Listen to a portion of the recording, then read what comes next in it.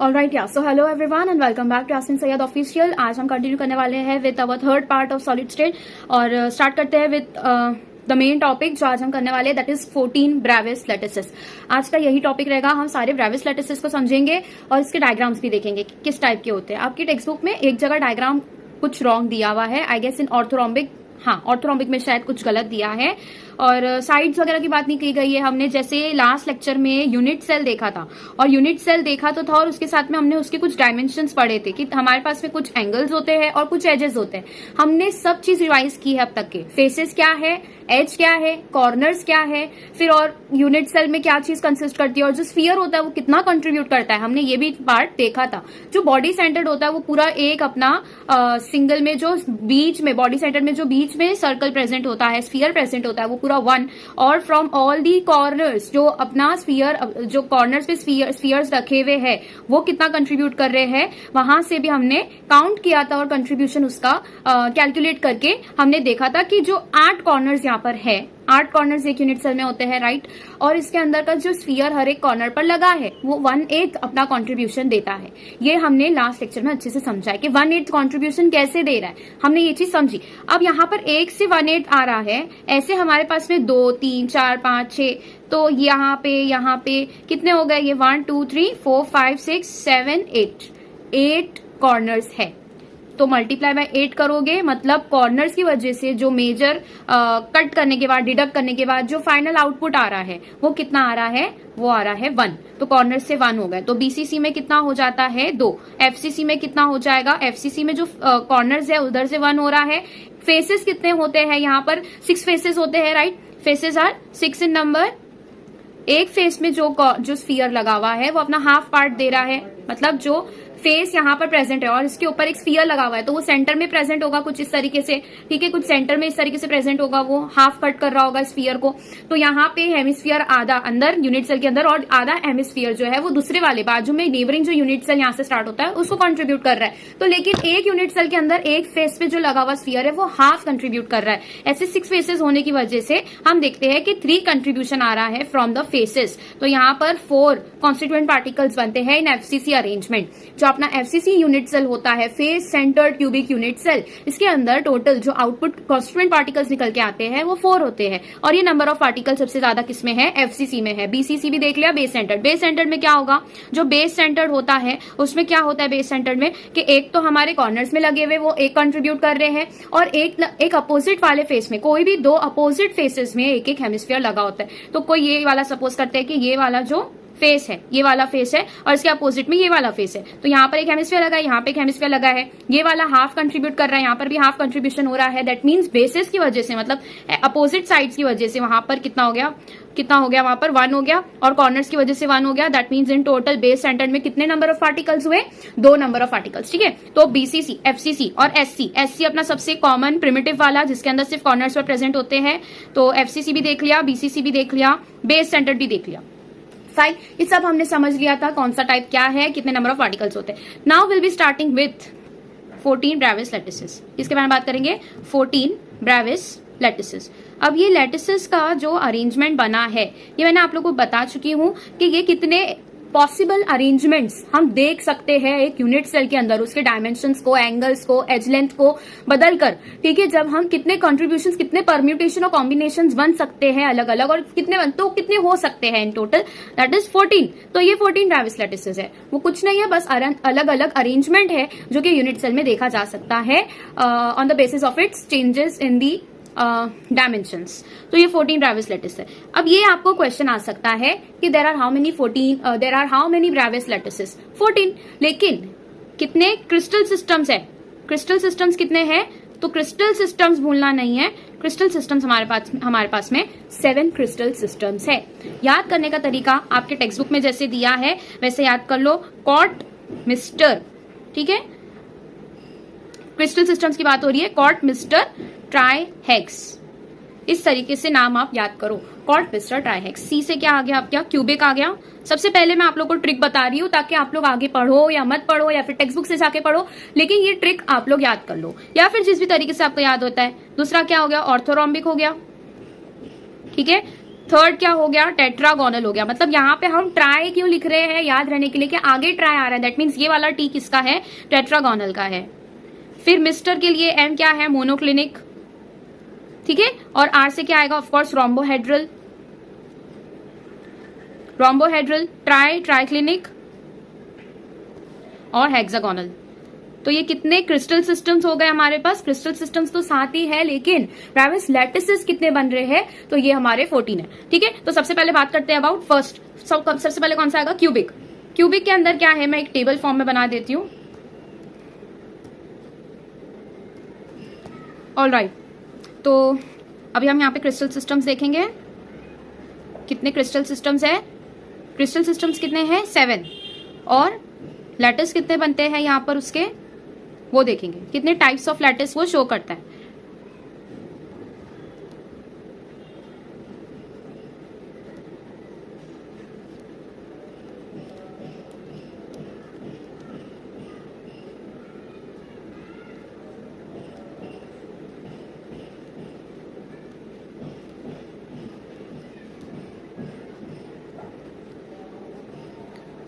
And types of lattices shown by and उसके dimensions, उसके क्या डायमेंशंस आएंगे, एज लेंथ कैसी होगी, वो भी हम देखेंगे। ऑल्दो आप लोग की महाराष्ट्र बोर्ड की टेक्स्ट बुक में नहीं दिया है, लेकिन आपकी प्रॉपर अंडरस्टैंडिंग के लिए मैंने उसका एक पिक भी अरेंज किया है, एनसीईआरटी का पिक है वो, और दूसरे उसके डायमेंशंस भी, ठीक है। ये सब हम डिस्कस करेंगे।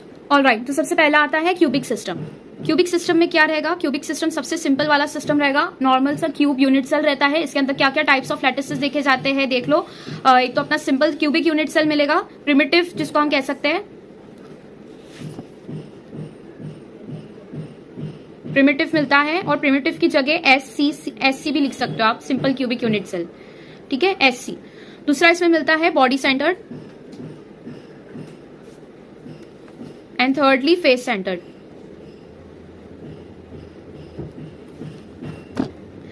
ऑलराइट, इसके डायमेंशंस क्या है, तो जो अपने एज लेंथ इसके अंदर देखे गए थे, एज लेंथ कैसे होते हैं, a is equal to b is equal to c, alpha is equal to beta and that is equal to gamma.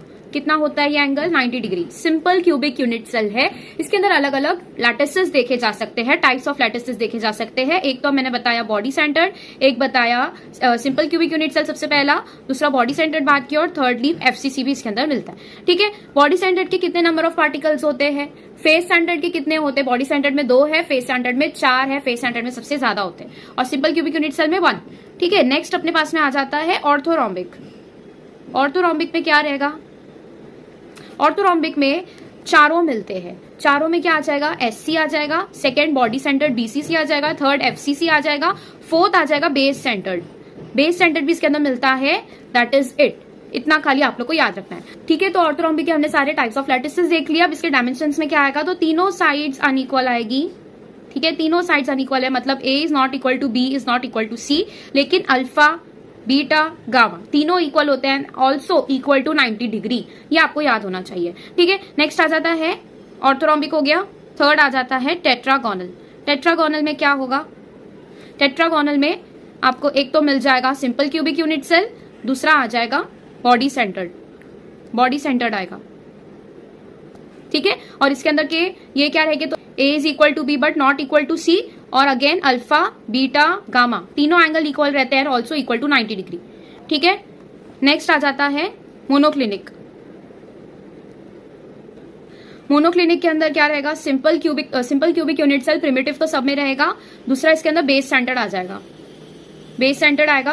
और साइड्स और डायमेंशंस की बात करें तो a is not equal to b is not equal to c, तीनों sides unequal, alpha और gamma equal होते हैं और इक्वल टू 90 डिग्री होते हैं। अगर कुछ इक्वल नहीं होता है तो दैट इज योर बीटा, तो बीटा इन तीनों से अलग रहता है, 90 डिग्री भी नहीं रहता है, और अल्फा और गामा से अलग रहता है। अल्फा गामा दोनों इक्वल एंगल्स मिलते हैं और दैट इज 90 डिग्री, ठीक है। फोर्थ आ जाता है, 4 हुए, फिफ्थ नेक्स्ट आ जाएगा रोम्बोहेड्रल। रोम्बोहेड्रल में क्या होगा, रोम्बोहेड्रल एक तो इसके अंदर सिंपल क्यूबिक यूनिट सेल मिलेगा, ठीक है, और फिर दूसरा सिर्फ और सिर्फ सिंपल क्यूबिक यूनिट सेल मिलता है इसके अंदर, ठीक है। एससी ही इसके अंदर सिर्फ मिलेगा, तो सिर्फ प्रिमिटिव इसके अंदर मिलता है, और इसके जो साइड्स होते हैं तीनों ही इक्वल होंगे, a is equal to b is equal to c, alpha is equal to beta is equal to gamma, तीनों भी इक्वल है but not equal to 90 degree, ठीक है। तीनों भी साइड्स इक्वल है, तीनों एंगल्स इक्वल है, सब इक्वल है एक दूसरे के, लेकिन they are not equal to 90 degree. ठीक है, नेक्स्ट आ जाता है रोम्बोहेड्रल के बाद में ट्राइक्लिनिक।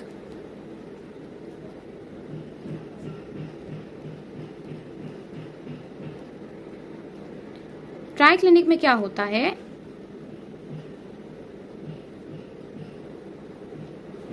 सिंपल क्यूबिक मिलेगा यहां पर भी सिर्फ, और यहां पे जो साइड्स होंगे तीनों अनइक्वल होंगे और जो एंगल्स होंगे वो भी तीनों अनइक्वल होंगे and also not equal to 90 degree.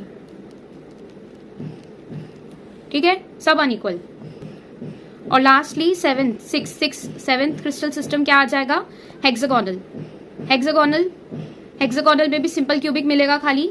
Hexagonal में उसकी जो दो साइड्स होती है, ए और बी दोनों इक्वल है, लेकिन इसके अंदर की थर्ड साइड जो सी है वो अनइक्वल होती है।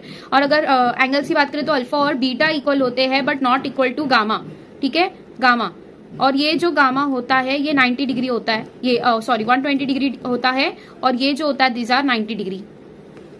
फाइन, तो ये टेबल आप लोग को याद रखना है। क्यूबिक क्रिस्टल सिस्टम के अंदर सिंपल क्यूबिक मिलेगा, बेस बॉडी सेंटर्ड मिलेगा और फेस सेंटर्ड मिलेगा। उसके बाद में ऑर्थोरोम्बिक है, क्योंकि हमने क्या सीक्वेंस बनाया है, कॉट मिस्टर ट्राई हेक्स, तो ऑर्थोरोम्बिक नेक्स्ट आता है। और इसके अंदर क्या मिलेगा, अपने पास में सिंपल क्यूबिक भी रहेगा, base centred, face centred, body centred, चारों इसके अंदर मिलते हैं। उसके बाद में आ जाता है टेट्रागोनल। टेट्रागोनल के अंदर सिंपल क्यूबिक है, उसके साथ में बॉडी सेंटर्ड। सिंपल क्यूबिक सब में है, सातों क्रिस्टल सिस्टम्स के अंदर क्यूबिक प्रिमिटिव तो है ही। तो अभी यहाँ पे अगर आप काउंट करो तो 1 2 3 4, ठीक है, 4 और 3 7 हो गए, ये 2 9 10 11 12 13 14 14 क्रिस्टल सिस्टम्स यहाँ तक के हो जाते हैं। यहाँ पे जो डायमेंशंस बताई हूँ ये आप लोग के लिए at to certain extent important है, लेकिन आप लोगों को ये महाराष्ट्र टेक्स्ट बुक में नहीं दिया है, तो इसकी प्रोबेबिलिटी कम है पूछे जाने की, लेकिन ठीक है, याद कर लो। ठीक है, अब ये जो सॉलिड स्टेट चैप्टर है ये आप लोग के नीट में से हटा दिया गया है। एनसीईआरटी में अभी की लेटेस्ट अपडेटेड एनसीईआरटी में तो ये चैप्टर नहीं है और इसके ऊपर क्वेश्चन आए भी नहीं है। लेटेस्ट जो पेपर आप देखोगे जब से एनसीईआरटी अपडेट हुई है, तो एनसीईआरटी में ये चैप्टर का इतना ज्यादा इंपॉर्टेंस नहीं है। Maharashtra board point of view से ये चैप्टर थोड़ा इंपॉर्टेंट रहा है, इसलिए इसके ऊपर न्यूमेरिकल्स टाइप के क्वेश्चंस आ सकते हैं। ये डायमेंशंस आपको नहीं दिए, लेकिन फिर भी आप लोगों को करने हैं। ठीक है, तो एक हम शॉर्ट टेबल बना लेते हैं जिसके अंदर हम पूरा रिवाइज करेंगे, क्या क्या उसके अंदर पढ़ना है। सबसे पहले आप लोग के लिए इंपॉर्टेंट क्या है, तो दैट इज योर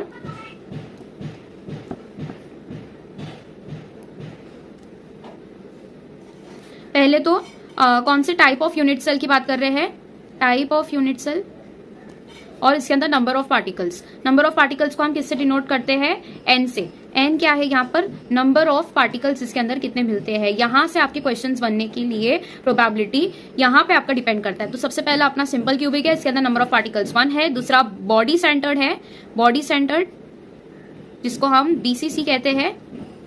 ठीक है, इसके अंदर नंबर ऑफ पार्टिकल्स 2 हो जाएंगे। थर्ड आ जाएगा फेस सेंटर्ड, फेस सेंटर्ड को हम एफसीसी कहते हैं, तो एफसीसी लिख देते डायरेक्ट। ठीक है, एफसीसी के अंदर क्या मिलेगा,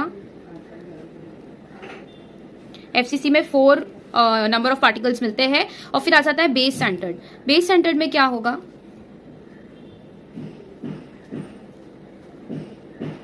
बेस सेंटर्ड 2 पार्टिकल्स। ठीक है, 2 फेसेस में से एक बन गया और कॉर्नर्स में से एक बन गया, 2 हो गए। ये आप लोग के लिए इंपॉर्टेंट है। नेक्स्ट आ जाता है रिलेशनशिप। नेक्स्ट सब टॉपिक है, we will derive a relationship between the density and molar mass, relationship between density सबसे पहले तो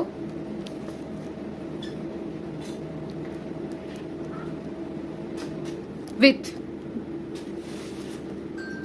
molar mass, molar mass के साथ, दूसरा एज लेंथ के साथ, और तीसरा नंबर ऑफ पार्टिकल्स। ये 3 पॉइंट इंपॉर्टेंट है जिसके बीच में हमें एक रिलेशन फॉर्म करना है, जिससे क्या होगा कि हम कभी भी किसी यूनिट सेल, किसी भी नंबर ऑफ यूनिट सेल्स आपको दिए है, कोई भी यूनिट सेल अगर आपको दिया है तो उसके अंदर का आप डेंसिटी पता कर सकते हो with the help of molar mass, edge length, Avogadro number, that is a constant, Avogadro constant वो तो चेंज नहीं होगा। और लास्टली आ जाता है एज लेंथ। ये सारी चीजें, मोलर मास, एज लेंथ और नंबर ऑफ पार्टिकल्स, अगर आपको ये चीजें पता हो तो डेंसिटी पता कर सकते हो। तो यही हमको निकालना है। नॉर्मल फॉर्मूला क्या है, नॉर्मल फॉर्मूला क्या है डेंसिटी का, सो डेंसिटी जो होता है that is equal to density, जिसको हम रो से डिफाइन करते हैं, दिस इज डेंसिटी। इसको हम डालते हैं मास अपॉन वॉल्यूम। यही अपना डेंसिटी होता है। तो एकदम बेसिक से स्टार्ट करेंगे। किसी भी चीज का अगर आपको डेंसिटी पता करना है तो उसका मास पता होना चाहिए और अपॉन वॉल्यूम करेंगे, वो कितना वॉल्यूम अपने अंदर इंक्लूड करता है। ठीक है, दूसरा क्या पॉइंट आ जाएगा कि अगर हम किसी यूनिट सेल का, सपोज करते किसी एक पार्टिकल का अगर हम डेंसिटी निकालने का ट्राई करेंगे तो उसके अंदर मास, जैसे कोई अगर यूनिट सेल का निकालने का ट्राई करेंगे तो यूनिट सेल जो होगा वो किसी एक पर्टिकुलर नंबर ऑफ पार्टिकल्स उसके अंदर प्रेजेंट होंगे। और दूसरी चीज, वो एक ही टाइप के एटम से बना होगा उसका यूनिट। अगर कोई एक क्रिस्टल है तो कोई एक पर्टिकुलर सब्सटेंस का क्रिस्टल है तो वो एक ही टाइप के सेल्स उसके अंदर होंगे, एक ही टाइप के क्या होंगे उसके अंदर पार्टिकल्स प्रेजेंट होंगे। जैसे सोडियम का है तो सिर्फ सोडियम होगा, अगर कैल्शियम का है तो सिर्फ कैल्शियम होगा। अगर हम सिल्वर देखेंगे तो सिल्वर का क्रिस्टल सिर्फ सिल्वर ही कंटेंट करेगा, सिल्वर एटम्स उसके अंदर पाए जाएंगे। ठीक है, तो अगर कोई सिल्वर का एटम है तो सिल्वर का अगर क्रिस्टल है तो सिल्वर ही उसके अंदर प्रेजेंट होगा, सिल्वर एटम्स प्रेजेंट होंगे। अब यहाँ पे डेंसिटी अगर हम एक यूनिट सेल की निकालने जाएंगे तो उसके अंदर कुछ पार्टिकल्स होंगे, उस पार्टिकल का मास सपोज करते हैं m है। m क्या है यहाँ पर? m is the mass of one particle. ऐसे कितने नंबर ऑफ एटम्स इसके अंदर बनते हैं? तो कॉर्नर से हमें पता है, कॉर्नर्स की वजह से वन एटम आता है। I am saying this again and again, पिछले अभी इसमें भी मैंने आपको बताया। और क्योंकि नंबर ऑफ पार्टिकल्स, ये क्या है, नंबर ऑफ पार्टिकल्स का टेबल यहाँ पर हमारे पास में दिया हुआ है कि कौन सा टाइप का यूनिट सेल वो है, कौन से टाइप के लैटिस के उसके बना हुआ है, उस बेसिस पे हम यहाँ पे नंबर ऑफ पार्टिकल्स चेंज कर सकते हैं। नीचे क्या आ जाएगा? वॉल्यूम। वॉल्यूम कैसे डिफाइन करोगे? वॉल्यूम क्या होता है? Volume is length multiply by length, मतलब L⁻3। तो यहाँ पे लेंथ क्या है? एक ये लेंथ हो गई, दूसरी ये लेंथ हो गई, और ये तो एक तो आपका हो गया विड्थ, ठीक है, एक हो गया हाइट और ये हो गया ब्रेथ। तो क्या करोगे? ये तीनों ही, अगर एक सिंपल क्यूबिक यूनिट सेल की बात करें तो यहाँ पर क्या हो जाएगा? ए क्यूब, ए क्या निकल, a is what? A is your edge length. Edge length कितनी है? अगर हम सिंपल क्यूबिक यूनिट सेल की बात करें तो a is equal to b is equal to c होता है। तो तीनों का मल्टीप्लाई करोगे लेंथ तो वही निकल के आ जाएगा। अगर अलग अलग है तो उसके अंदर अलग अलग लेंथ निकल कर आएगी। तो ये हमारा एक फॉर्मूला दूसरा फॉर्मूला बन जाता है डेंसिटी का। सेकंड स्टेप है ये। अब यहाँ पर ये जो मास ऑफ वन पार्टिकल है इसको हम थोड़ा ध्यान से देखते हैं। मास ऑफ वन पार्टिकल में मास ऑफ वन पार्टिकल आपको दिया है। जो मोलर मास होता है वो क्या होता है? As the name says, molar mass. ये क्या है? मोलर मास, मतलब के mass of one mole. What it means? Mass of one mole of anything, one mole of anything. ठीक है, mass of one mole of anything मतलब कि एक कोई चीज का मास, उसका पर्टिकुलर मास है। मास ऑफ वन मोल में कितने पार्टिकल्स होते हैं? Na पार्टिकल्स होते हैं। So this is your molar mass. Molar mass क्या है? ठीक है, mass of one mole of anything, मतलब कि एक मोल में जितने पार्टिकल्स प्रेजेंट है उतने पूरे पार्टिकल्स का जो मास निकल के आएगा, दैट इज योर मोलर मास। एक पार्टिकल का अगर हमें मास पता है तो वन मोल में तो ऑफकोर्स किसी भी चीज का वन मोल मतलब Na पार्टिकल्स हो गए। एनी पार्टिकल, ठीक है, किसी भी पार्टिकल का रहने दो, अगर वन मोल क्वांटिटी उसकी प्रेजेंट है मतलब Na पार्टिकल्स उसके अंदर प्रेजेंट है। ये Na क्या है? एवोगैड्रो कांस्टेंट है, राइट? एवोगैड्रो कांस्टेंट है।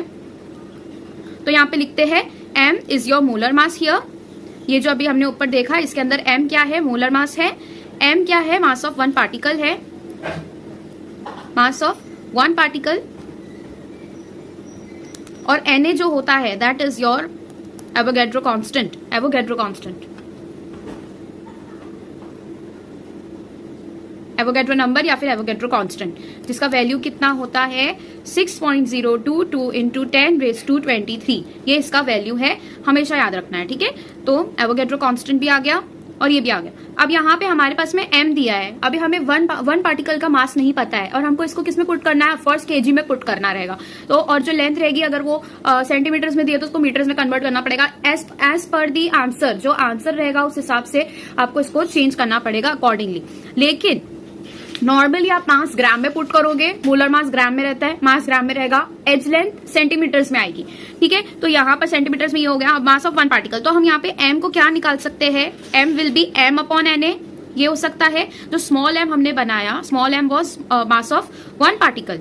तो उसको अगर हम यहाँ से डिराइव करने जाएंगे, यहाँ से अगर हम डिराइव करने जाएंगे, ये क्या बन जाएगा? m is equal to m upon Na।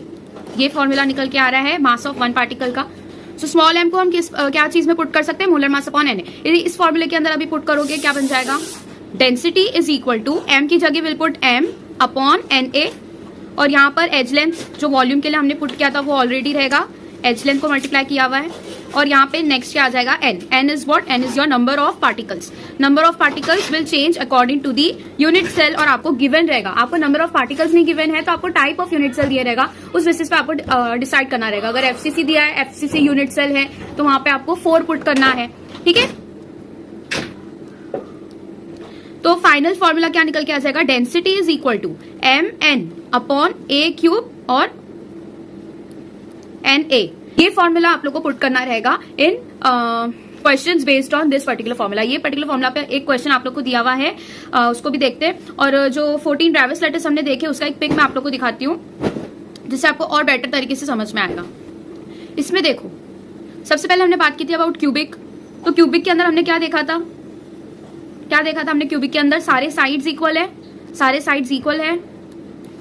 ठीक है, और a is equal to b, a is equal to c, मतलब b is equal to c. और सारे एंगल्स भी कैसे हैं? 90 डिग्री है. तो ये एक ही टाइप का क्रिस्टल सिस्टम है. ये फर्स्ट टाइप का क्रिस्टल सिस्टम है जिसके अंदर हमें क्या मिल रहे हैं? अलग अलग लैटिस के टाइप्स मिल रहे हैं. तो इसके अंदर हमको 3 टाइप्स ऑफ लैटिस मिले थे, simple, body centred, face centred. तो यहाँ पे इसी पर्टिकुलर क्यूबिक सेल में, इसी पर्टिकुलर क्यूबिक क्रिस्टल सिस्टम में या तो अरेंजमेंट इस तरीके से कॉर्नर्स पे सिर्फ दिया रहेगा, या तो बॉडी सेंटर्ड में सिर्फ बीच में एक एक्स्ट्रा आ जाएगा, तो फेस सेंटर्ड में हर एक फेस पे आधे आधे, मतलब हेमिस्फीयर्स, पूरे स्फीयर्स रहेंगे, पूरे स्फीयर्स प्रेजेंट रहेंगे, लेकिन वो कंट्रीब्यूशन कितना देंगे? आधे आधे. नेक्स्ट था ऑर्थोरॉम्बिक. ऑर्थोरॉम्बिक में हमने क्या देखा था? तीनों साइड्स अनइक्वल है, तीनों साइड्स अनइक्वल है, लेकिन सबके बीच में का एंगल कैसा है? 90 डिग्री है. यहाँ पर भी एंगल 90 डिग्री बन रहा है ए और बी के बीच में, मतलब कि ये आपकी सी लेंथ है, ये आपकी बी लेंथ है, और दिस इज योर ए. तो या तो इनके बीच में एक एंगल बनेगा, ये क्या है? बी और सी है. बी और सी के बीच में जो एंगल बनेगा that will be your alpha. ये अल्फा हो गया. ठीक है, दूसरा आ जाता है, ये सी है और ये ए है, तो ये सी हो गया, ये ए हो गया. इनके बीच में का एंगल क्या होगा? बीटा. और वैसे ही अगर ए और बी के बीच में देखोगे तो ये एंगल हो जाएगा आप लोग का गामा. ठीक है, गामा हो जाएगा, राइट. तो ये भी 90 degree, 90 degree. Angles are equal, sides are unequal. Next आ जाता है टेट्रागोनल. टेट्रागोनल में क्या था? ए और बी इक्वल है, ए और बी का लेंथ इक्वल है, सी का लेंथ खाली अलग है, तो ये आपका टेट्रागोनल हो जाता है. इसके अंदर एंगल देखोगे तो ए, अल्फा और बीटा और गामा तीनों ही 90 डिग्री के होते हैं. ठीक है, फर्क क्या था? खाली कि लेंथ में चेंजेस थी. क्या? सी खाली अलग है, ए और बी इक्वल है, तीनों एंगल्स 90 डिग्री है. ठीक है, ये टेट्रागोनल भी हो गया. ठीक है, टेट्रागोनल हो गया. नेक्स्ट आ जाता है मोनोक्लिनिक. मोनोक्लिनिक में क्या रहेगा? तीनों साइड्स अनइक्वल है, a is not equal to b, is not equal to c, तीनों अनइक्वल है, लेकिन जो एंगल है उसके अंदर अल्फा और गामा सेम रहेगा, बस खाली beta will not be equal to 90. ठीक है, ये हो गया. साइड्स देख के समझ में आ रहा है कि तीनों भी साइड्स कैसी है? बिल्कुल अनइक्वल है. ये मोनोक्लिनिक हो गया. नेक्स्ट आ जाता है रोम्बोहेड्रल. रोम्बोहेड्रल में हमने देखा तीनों साइड्स इक्वल है, तीनों एंगल्स इक्वल है. क्या नहीं है? तो एंगल्स के बीच में 90 डिग्री नहीं रहेगा. तीनों साइड्स इक्वल है. ये स्क्वायर के जैसा है, स्क्वायर का थोड़ा टिल्टेड फॉर्म है, स्क्वायर का थोड़ा टिल्टेड. स्क्वायर जो इतना क्यूब होता है, जो क्यूब होता है ऑल साइड्स इक्वल होती है, इसका टिल्टेड फॉर्म जो होगा पूरी तरीके से एंगल्स इसके अंदर 90 डिग्री कहीं पर भी नहीं मिलता है, बस वही रोम्बोहेड्रल हो जाता है. जैसे कि हमने टू डायमेंशनल में स्क्वायर पढ़ा था और उसका ही टिल्टेड फॉर्म क्या था? रोम्बस. वैसे ही यहाँ पे क्या है? अच्छा, एक चीज और कि जो रोम्बोहेड्रल होता है इसको हम क्या कहते हैं? ट्रायगोनल भी कहते हैं. तो ये नाम भी याद रखना है कि अगर आपको ट्रायगोनल बोलेगा तो आप सारे नाम रिवाइज करोगे, लेकिन आपको ट्रायगोनल याद नहीं आएगा, तो ये ट्रायगोनल आप लोग को याद रखना है. रोम्बोहेड्रल ही है. रोम्बोहेड्रल हो गया. फिर उसके बाद में आ जाता है ट्राइक्लिनिक. ट्राइक्लिनिक में all 3 sides unequal, all 3 angles unequal, कुछ भी यहाँ पे इक्वल नहीं है. लास्टली आ जाता है हेक्सागोनल. हेक्सागोनल में क्या है? A is equal to b but c is not equal to both of them. ठीक है, सी बिल्कुल अलग रहेगा. ये एक आप लोग याद है, a is equal to b but not equal to c, और एंगल में alpha is equal to beta but not equal to gamma. Gamma कितना होता है? 120 डिग्री, और अल्फा और बीटा में कितना होगा? 90 डिग्री का ये एंगल होगा. तो अल्फा और बीटा देख लो, 90 डिग्री है, गामा 120 डिग्री है. This is your hexagonal. एक बार ये देख लेना आप लोग, एनसीईआरटी की टेक्स्ट बुक में भी आप लोग को ये मिल जाएगा. अब हमने ये जो रिलेशनशिप डिराइव किया है यहाँ पर, this is very much important. अब इसका हमको करना क्या है? ये आपको कुछ क्वेश्चंस मैंने ठीक है, एक तो आप लोग को आपकी बुक में दिया हुआ है, वो वाला सॉल्व एग्जाम्पल हम फिर से एज अ प्रैक्टिस के लिए इसको देखते हैं. क्या है क्वेश्चन में? क्वेश्चन आप लोग को दिया हुआ है, right. When gold crystallises. Gold को हम कैसे डिफाइन करते हैं? A U is your gold, right. AU क्या है? गोल्ड है. Gold crystallises, it forms face centred cubic cells. Face centred cubic cells यहां से आपको डिराइव करना है. N will be equal to 4. ठीक है, unit cell edge length is 408 picometre. तो यहाँ पे सिंपल क्यूबिक यूनिट सेल का ही हम लेंगे. ऑर्थोरोम्बिक या फिर हेक्सागोनल ये सब नहीं आने वाला है. सारे जितने भी यूनिट सेल्स होंगे सबका A is equal to B is equal to C है. एक ही एज लेंथ रहेगा, आपको एक एज लेंथ दिया रहेगा, बस उसी के हिसाब से आपको वॉल्यूम निकालना है. तो 408 पिकोमीटर बोला है. Calculate the density of gold. Molar mass दिया है 197 ग्राम्स पर मोल. तो हमें पता क्या करना है, सबसे पहले अगर आपको क्वेश्चन सॉल्व करना है तो ये तो दो तरीके से कर सकते हो, तो एकदम शॉर्टकट फॉर्मूले में अपने दिमाग में आप सॉल्व कर लो, बिल्कुल भी गिवन टू फाइंड वो सब नहीं लिखने की जरूरत है, स्टेप्स नहीं लिखने की जरूरत है तो मत लिखो। लेकिन अगर आप लोग को एक बोर्ड के हिसाब से, बोर्ड का पैटर्न फॉलो करते हुए पेपर सॉल्व करना सीखना है तो आप लोग को ये स्टेप्स सीखने पड़ेंगे, याद रखना पड़ेगा। केमिस्ट्री के कोई भी क्वेश्चन को सॉल्व करने के लिए यही स्टेप आपका होना चाहिए। सबसे पहले क्वेश्चन देखते साथ आपको लिखना रहेगा गिवन। गिवन आपको दिया क्या है क्वेश्चन के अंदर, तो क्या गिवन है, बताया है gold crystallises is form face centre cubic unit cell, तो AU लिख दो। गोल्ड क्या है, gold is nothing but AU, ठीक है, ये इसका क्या है, AU is the chemical sign और the chemical name for gold, ठीक है। तो ये गोल्ड है और ये कितना बोला है, फेस कैसा टाइप ऑफ यूनिट सेल बनाता है, ये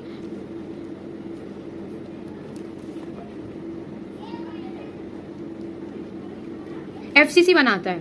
अब FCC बनाता है, ये हमने फर्स्ट पॉइंट बना दिया, तो हम निकाल सकते हैं कि FCC है तो N will be equal to, यहां पर ही लिख दो N क्या हो जाएगा इसका, N will be equal to 4, therefore N will be equal to 4, इस तरीके से लिख दिया। Next unit cell edge length is 408 picometre, unit cell edge length, तो A आपका क्या है, यूनिट सेल एज लेंथ, ये कितना बोला है 408 पिकोमीटर बोला है। 408 पिकोमीटर मतलब क्या होता है वो बताओ, कैलकुलेट डेंसिटी ऑफ गोल्ड, ठीक है। मोलर मास इसका दिया है, मोलर मास कितना दिया हुआ है 197 ग्राम्स पर मोल दिया है, तो molar mass of gold is 197 grams पर मोल, तो ये आपका फर्स्ट पॉइंट हो जाता है, ठीक है। अब ये जो पिकोमीटर यहाँ पे दिया है इसको आपको चेंज करना रहेगा into metres as I told you, तो मीटर्स में कन्वर्ट करने के लिए आपके पास में फॉर्मूला होना चाहिए कि पिकोमीटर कितना मीटर होता है, तो इतना याद रखना है आपको खाली कि जो 1 मीटर होता है, 1 मीटर होता है that is equal to 10⁻12 picometres, तो मतलब 10⁻12 पिकोमीटर्स जब आएंगे तब जाके 1 मीटर बनेगा।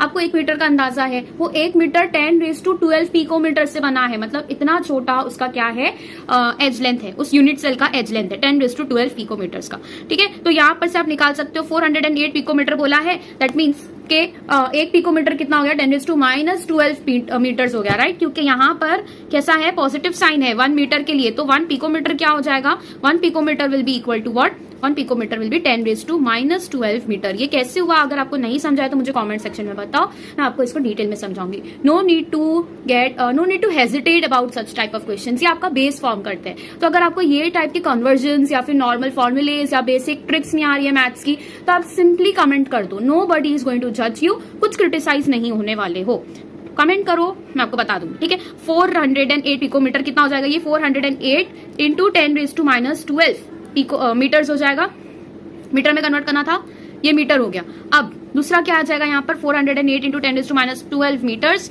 इसको अगर आप चेंज करोगे कैसे लिख सकते हो, 4.08 लिख सकते हो, नहीं तो ऐसे ही लिख कर दो चलेगा, नहीं तो 4.08 इंटू 10⁻², तो हमने -10 मीटर्स हो गया ये, ठीक है। कैसे हुआ, 2 डेसिमल लेफ्ट साइड हमने शिफ्ट किया, यहाँ पर से -12 डिडक्ट होता गया, -12 -11 -10, 2 डेसिमल हमने आज शिफ्ट किया है, तो 2 इसके अंदर से निकालेंगे, 12 में से 2 निकालेंगे, 10 बच जाएगा, तो ठीक है 4 इंटू 10⁻10 मीटर हुआ। इसको आप अगर अपना नॉर्मल SI यूनिट में अगर आप करने जाओगे तो मीटर आप पुट कर सकते हो, बिकॉज लेंथ का कितना होता है मीटर में होता है, लेकिन अगर आपको CGS यूनिट पे करना पड़ेगा, बिकॉज यहाँ पे जो ग्राम्स पर मोल दिया है, यहाँ पर जो मास मोलर मास दिया है ये ग्राम्स में दिया है, तो इसको kg में कन्वर्ट करने से और ज्यादा डिफिकल्ट हो जाएगा, तो इसको सिंपली आप मीटर से आप किसमें कन्वर्ट कर लो, सेंटीमीटर में कर लो। तो यहाँ पर क्या होगा, क्या हो जाएगा 4.08 इंटू 10⁻−10 तो रहेगा, लेकिन मीटर से सेंटीमीटर में किया है तो 1 मीटर इज इंटू 10⁻2 सेंटीमीटर्स, तो ये कितना सेंटीमीटर हो जाएगा, ठीक है। This much will be is equal to multiply by 10⁻2, ये हो जाएगा 4.08 इंटू 10⁻8 सेंटीमीटर, ये बन जाएगा आपका सेंटीमीटर में, ठीक है। तो ये आपकी क्या निकल के आई है, edge length of the unit cell. अब इस एज लेंथ का आपको निकालना है डेंसिटी, ठीक है, तो डेंसिटी हम सोल्यूशन में निकालेंगे। अभी इसके बाद में आपको क्या लिखना है, टू फाइंड में आप क्या लिखोगे, density of gold unit cell, यह आपका टू फाइंड रहेगा। तो इसको सोल्यूशन में क्या लिखोगे, सबसे पहले फॉर्मूला आएगा, फॉर्मूला क्या है डेंसिटी का, फॉर्मूला इज एन क्या है, नंबर ऑफ पार्टिकल्स, m क्या है, m is your molar mass divided by a cube और Na and a is your Avogadro number and a raise to 3 क्या है, नथिंग बट वॉल्यूम। तो इसको पुट करो, क्या आ जाएगा, मोलर मासेस 197 दिया है, 197 मल्टीप्लाई बाय 4, क्योंकि नंबर ऑफ पार्टिकल्स कितने होंगे एफसीसी में 4 होंगे।